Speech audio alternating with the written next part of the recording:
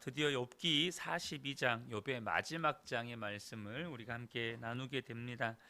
하나님과 사탄의 내기, 그리고 욥에게 임했던 끔찍한 재앙들, 그리고 또 친구들과 욥 사이의 긴 논쟁과 마침내 등장하신 하나님에 이르기까지 수많은 사건들과 또 말들의 향연이 이제 대단원의 막을 내리게 됩니다.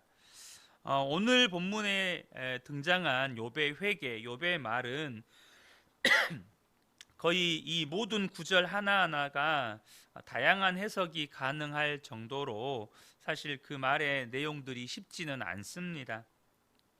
그러나 하나님께서 이렇게 욥의 한 구절 한 구절에 다양한 해석이 가능하도록 이렇게 이 욥기 42장을 열어 놓으신 것은 아마 욥기를 읽는 독자들이 그 각자가 처한 자신의 상황에 맞게 이해할 수 있도록 하나님께서 그렇게 의도적으로 열어놓으신 게 아닌가라는 생각이 듭니다.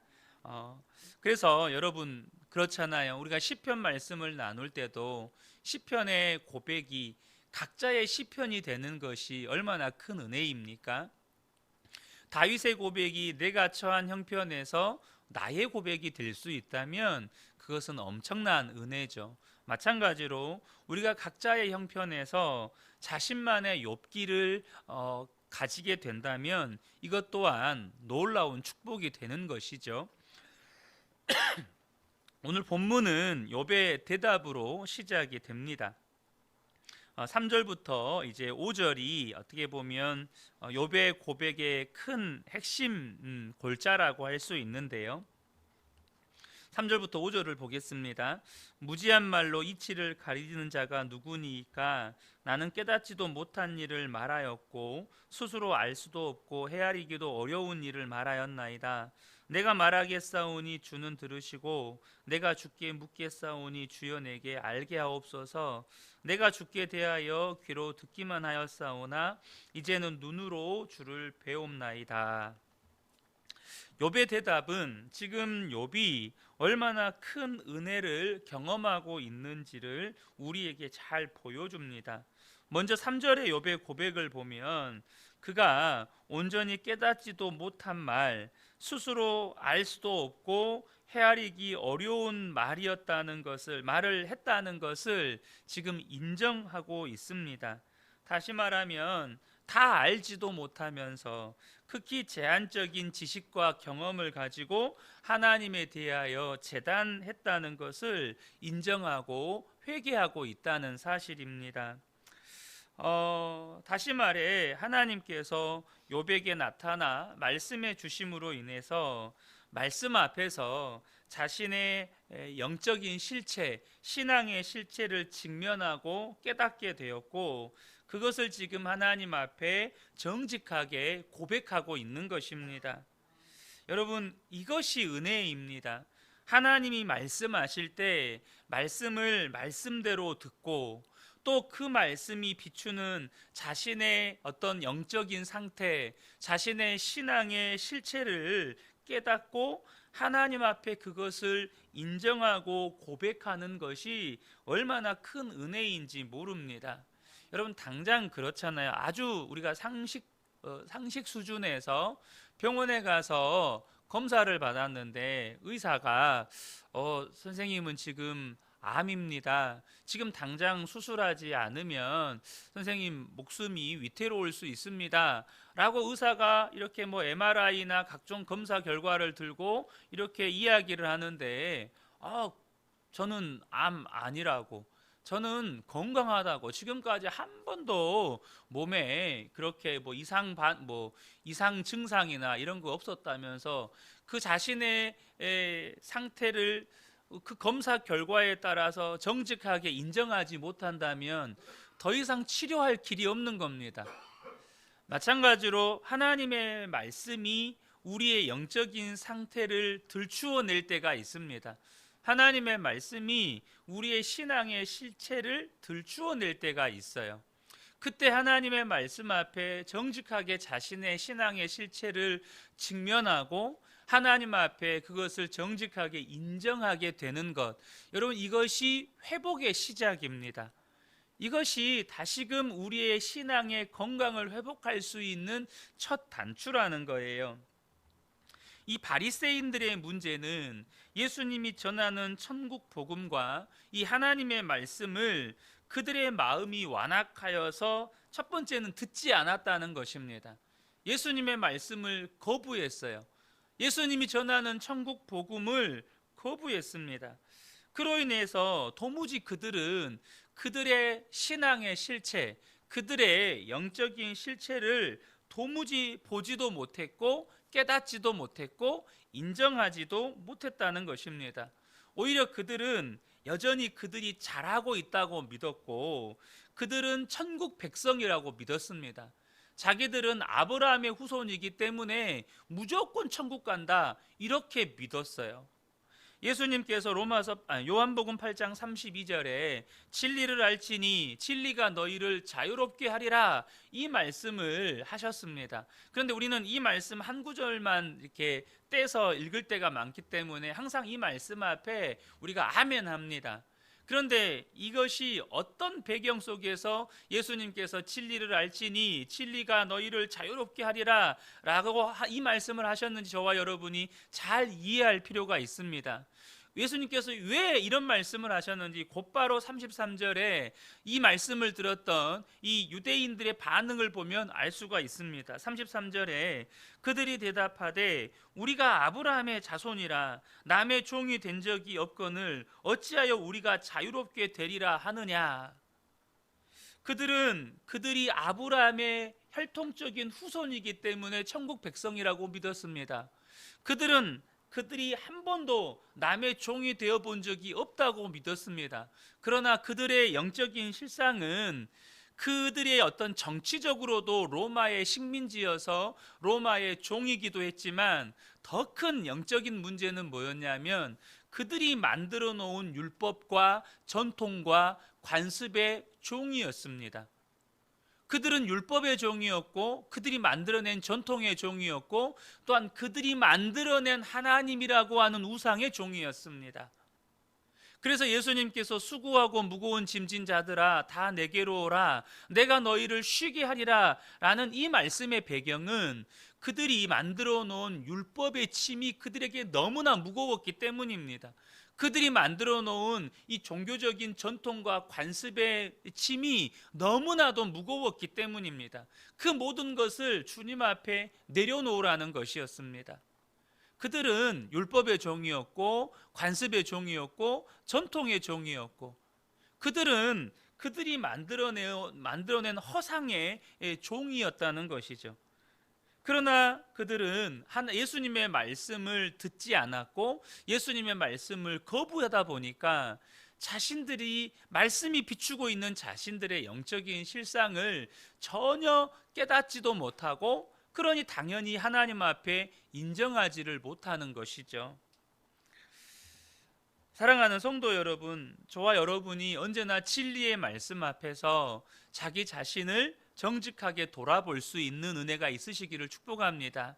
말씀이 우리의 내 속사람을 비추어 주실 때, 말 그대로 계시해 주실 때 우리의 눈을 열어서 진리의 말씀을 하나님께서 깨닫게 해 주실 때 하나님 그렇습니다. 제가 이런 사람이었습니다. 하나님 이제 내가 여기에서 돌이켜서 정말로 하나님을 온전히 알기 원하고 하나님이 기뻐하시는 사람으로 내가 변화되기 원합니다 라고 고백할 수 있는 복된 분들 되시기를 축복합니다. 또 욥이 이렇게 고백을 합니다. 귀로 듣기만 하였사오니 이제는 눈으로 주를 배옵나이다. 쉽게 말하면 하나님을 머리로만 지식으로만 알았으나 이제야 비로소 하나님이 나의 삶의 실제가 되었습니다. 하나님은 살아계셔서 나와 동행하시는 하나님이시고 내 삶에 역사하시는 하나님이십니다. 이렇게 지금 하나님께 고백을 올려드리고 있는 것입니다. 사랑하는 성도 여러분, 우리가 분명히 아셔야 합니다. 듣기만 하는 신앙, 다시 말하면 머리로만 아는 신앙, 지식에 머물러 있는 신앙은 결코 나의 삶을 변화시키지 못합니다. 그 신앙은 하나님의 말씀이 아무런 능력이 되지 않아요. 여러분, 우리의 신앙은 눈으로 주를 뵙는 신앙이 되어야 합니다. 히브리서 12장 2절에 믿음의 주요 또 온전하게 하시는 이인 예수를 바라보자, 이렇게 히브리서 기자가 간곡하게 지금 이스라엘 백성들, 특별히 히브리인 그리스도인들에게 이렇게 간곡하게 외치고 있습니다. 그 이유가 뭘까요? 여러분, 그들은 신앙의 배경이 율법입니다. 히브리인들은 신앙의 배경이 유대인의 전통이에요. 유대인의 관습을 가지고 있습니다. 그래서 끊임없이 우리가 바울 서신서를 보면 그들 안에 율법적인 그리스도인들이 있어서 예수 믿어야 구원받지만 반드시 율법도 행해야 된다, 반드시 할례도 행해야 한다, 이런 그 신앙의 갈등이 굉장히 많았습니다. 그래서 그 사람들이, 이 율법적인 그리스도인들이 이 초대교회 안을 굉장히 어지럽혔던 것들을 이 바울 서신서에서 우리는 목격하게 됩니다. 그들은 여전히 그들이 알고 있는 이 율법의 하나님, 지식적인 하나님에 머물러 있는 신앙이 굉장히 강했다는 거예요. 여러분, 우리의 신앙은 귀로 듣는 신앙이 아니라 우리의 삶에 살아계시고 함께 계시는 예수님을 믿음의 눈으로 바라보는 신앙이어야 합니다. 그분과 친밀하게 교제하는 신앙이어야 하고, 그분의 인도하심을 따라가는 신앙이어야 하고, 그분이 말씀하실 때 그 말씀에 온전히 믿음으로 순종하는 신앙이어야 한다는 것입니다. 날마다 믿음으로 주님을 바라볼 때, 그렇게 살아계셔서 내 삶에 역사하시는 하나님을 경험해가는 신앙이어야 한다는 것입니다. 여러분, 그 신앙이 나를 변화시킵니다. 그 신앙이 나를 성숙시킵니다. 그 신앙이 여러분 고난과 또한 재앙이 닥칠 때 그것을 넉넉히 이겨나가는 신앙이 되는 것입니다. 사랑하는 성도 여러분, 주님은 날마다 우리에게 말씀해 주십니다. 말씀과 성령으로 우리를 인도해 주십니다. 그때마다 저와 여러분이 그 하나님의 말씀에 순종해 간다면 저와 여러분의 삶 가운데 역사하시는 하나님을 경험하게 되는 것이고, 또 우리의 삶에 하나님의 나라와 의가 이루어지는 것입니다. 지금 욥은 이제 비로소 그 신앙의 본질을 누리고 있는 것입니다. 이제 하나님께서 그런 욥의 고백을 받으시고, 이제 지난날에 욥과 친구들과의 관계 가운데 있었던 그 논쟁도 이제는 결론을 지어 주십니다. 7절에 보면 여호와께서 욥에게 이 말씀을 하신 후에 여호와께서 대만 사람 엘리바스에게 이르시되 내가 너와 네 두 친구에게 노하노니 이는 너희가 나를 가리켜 말한 것이 내 종 욥의 말과 같이 옳지 못함이니라. 하나님은 분명하게 이제 결론을 지어주세요. 욥이 옳다, 너희들은 틀렸다. 그런데 여기서 저와 여러분이 좀 분별하게 아셔야 될 것이, 이 친구들의 말의 내용이 틀렸다는 말이 아닙니다. 우리가 얼마 전에 새벽에도 나누었지만 그 친구들의 말들을 보면 정말 아멘이 됩니다. 그 말씀 구절 구절 하나가 틀린 말이 별로 없어요. 그 말씀 구절 구절을 그냥 떼서 보면 그 말씀 앞에 아멘이 되는 말씀들이 많아요. 그럼 하나님이 무엇이 틀렸다고 그 친구들에게 분노하는 것일까요? 그것은 욥은 하나님을 향하여 말했지만 욥의 친구들은 욥을 향하여 말했기 때문입니다. 분명히 욥의 친구들의 말은 틀린 말이 아니었습니다.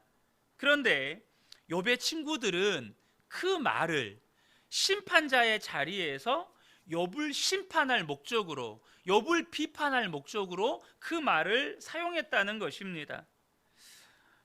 그러니까 지금 그들의 말은 지금 욥을 향하여서 욥을 판단하고 욥을 정죄하고 욥을 심판하는 의도로 쓰고 있다는 거예요. 사랑하는 성도 여러분, 저와 여러분이 분명하게 아셔야 될 게 있습니다.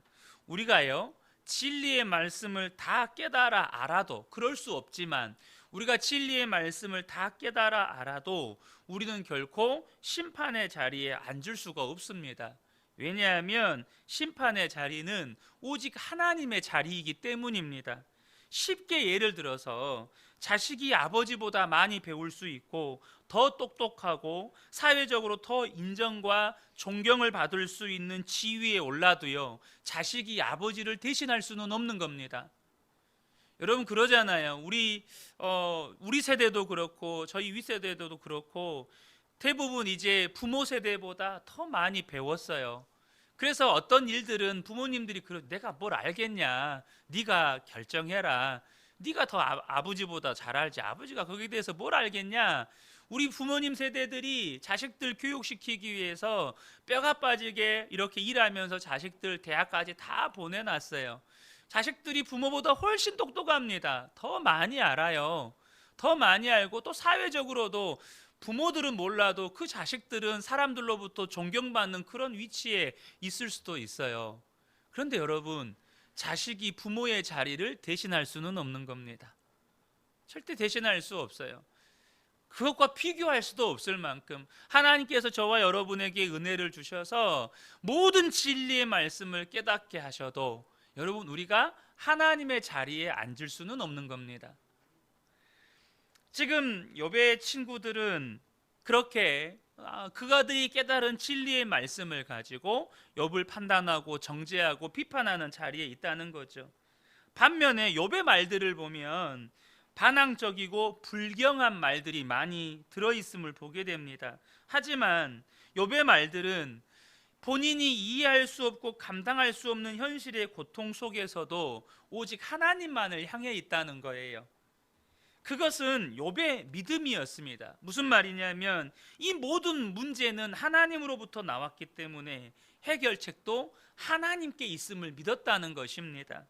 반복적으로 나누지만 욥은 그 고통 속에서도 하나님을 떠나지 않았습니다. 하나님을 떠나지 않았어요. 사람을 의지하지 않았습니다. 오직 하나님만 의지했습니다. 하나님만이 모든 문제의 답인 것을 알았고 그것을 인정했고, 그래서 그의 마음에 있는 모든 의문과 고통을 하나님께 탄원했을지언정 원망하거나 불평하지 않았고 사람을 찾거나 사람을 의지하지 않았습니다. 그래서 하나님께서 욥이 옳았다, 너희들이 틀렸다 라고 말씀하시는 것입니다. 사랑하는 성도 여러분, 저와 여러분의 삶에 다양한 인생의 고통이 있을 수 있고 어려움이 있을 수 있고 고난이 있을 수 있습니다. 여러분, 그 모든 것은 하나님이 허락하셨기 때문에 우리에게 찾아온 것입니다. 여러분, 그렇다면 꼭 기억하십시오. 답도 하나님께 있습니다. 답도 하나님께 있다는 거예요. 여러분, 끊임없이 그가 하나님께 불경한 말을 내뱉었을지언정 오직 하나님을 향해서만 그가 가지고 있는 의문들, 도무지 해소가 안 되는 마음의 고통들 다 하나님을 향하여서 그렇게 고백했다는 것입니다. 그런 욥을 향해서 하나님은 욥은 의롭다, 그런데 그 친구들은 그들이 깨달은 진리를 가지고 욥을 재단하고 판단하고 비판하고 있는 그들을 향해서 너희가 틀렸다. 그래서 뭐라고 하십니까? 그들에게 소와 양을 잡아와서 욥에게 가져와서 욥에게 기도를 받아라. 그럼 내가 너희들을 용서하겠다. 하나님이 그렇게 결론을 지으시는 것입니다. 감사한 것은 욥이 친구들을 축복합니다. 친구들을 위해 기도합니다. 하나님께서 욥의 기도를 기쁘게 받으십니다. 저는 저와 여러분이 욥과 같은 복된 인생이 되시기를 축복합니다. 그래서 혹 욥의 위치에서 누군가로부터 비판받고 판단받을 수 있잖아요. 그런데 도리어 욥과 같이 그 친구들을 오히려 축복하고, 그래서 그 모든 그 엉클어진 관계가 회복되는 저와 여러분 되시기를 예수님의 이름으로 축복합니다. 아멘.